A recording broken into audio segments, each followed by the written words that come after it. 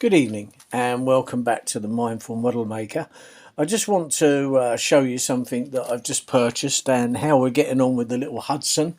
It's a PS Models Hudson, which I'm in the middle of putting rivet detail on, painting, and it's going to run on a little loco remote. Hopefully at the weekend I'm away to one of my model engineering societies which has a track where I can run this. So if the weather's good, I'm planning on taking it and giving it a run.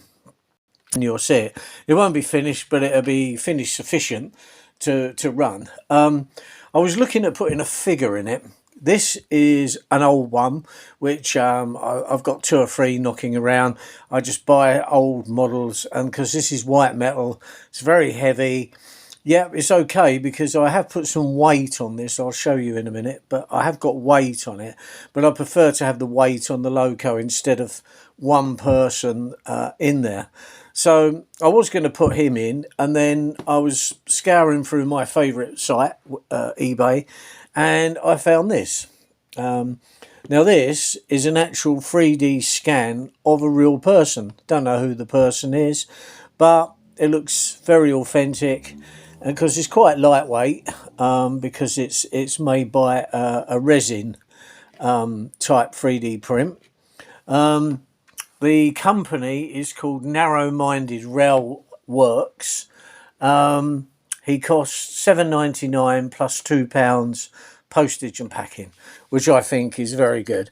And of course, because of the detail on there of his overalls and his jacket over the top, and a tie as you would have worn in them days, it will come out quite good. He's quite tall in the model, but because the roof will come across without hitting his head. And if you really study these locos in real life, that's how it was, you know, because most times when they're in somewhere, you're looking up inside. Well, you'd see him okay by looking up inside, because obviously putting this smaller one in, but this is actually done to SM32 19mm scale. It's printed to, so this is the correct scale, whereas this is probably a bit smaller. So anyway, what I've done so far on this model, I'll just show you.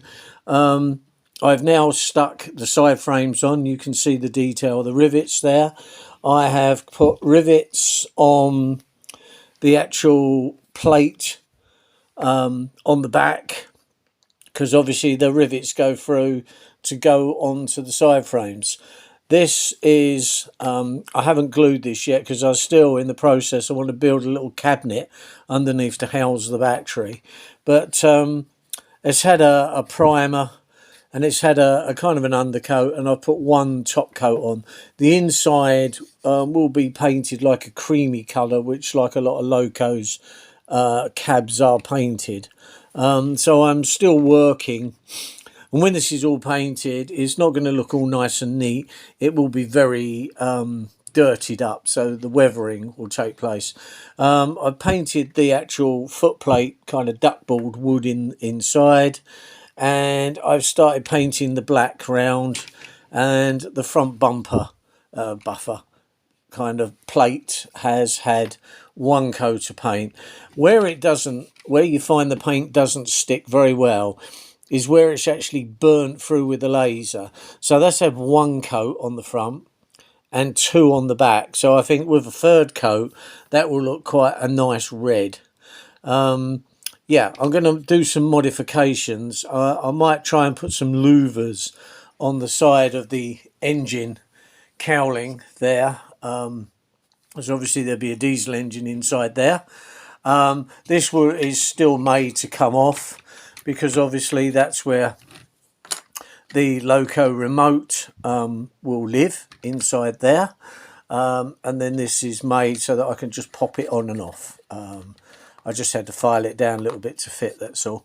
But that should be okay. So underneath, this is what we've done underneath. We have put these weights. These are the kind of weights that you get at a tyre garage, that they put on your tyres and wheels to balance them.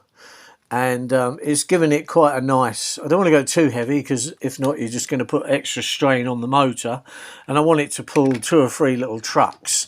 I don't want it to pull anything heavy because these little locos wouldn't have done.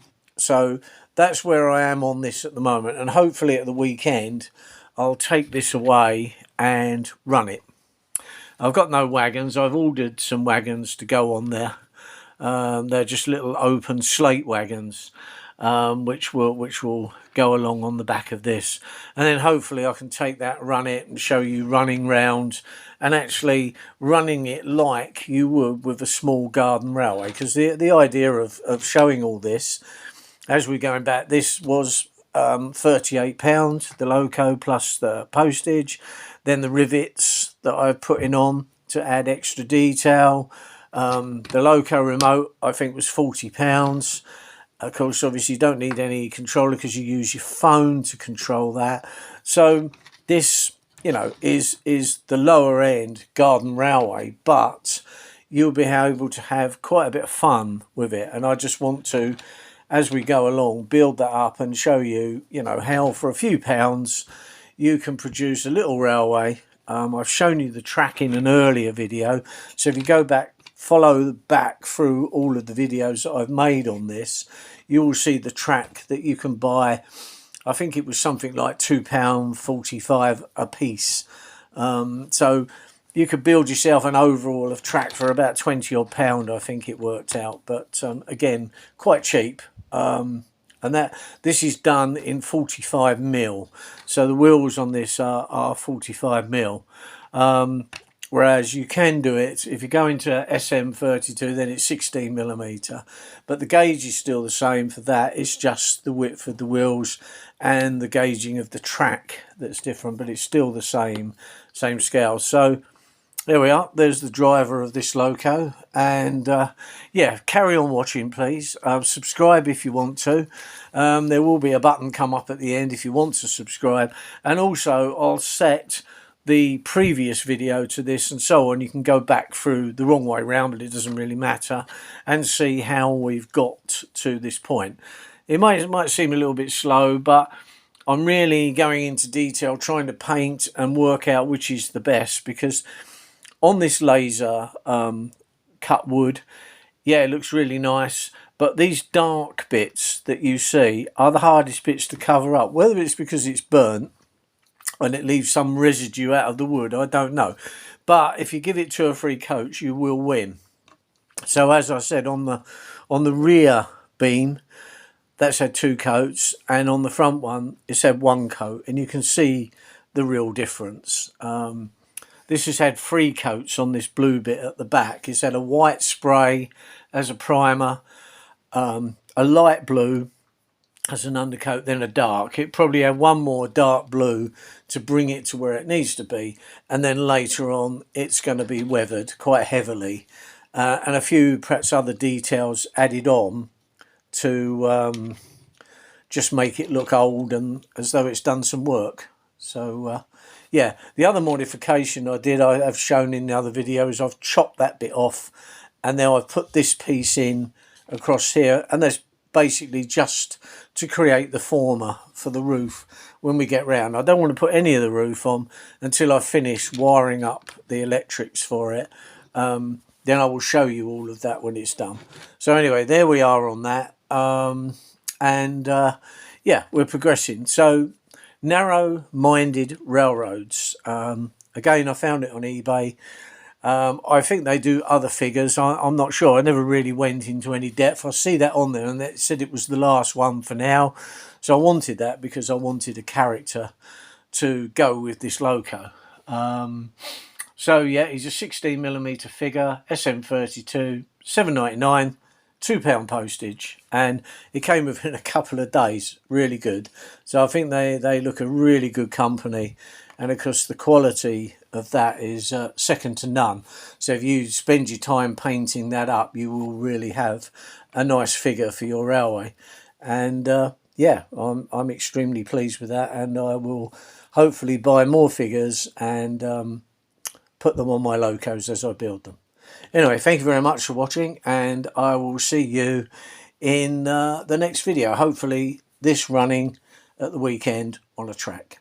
Thank you very much for now. Bye now.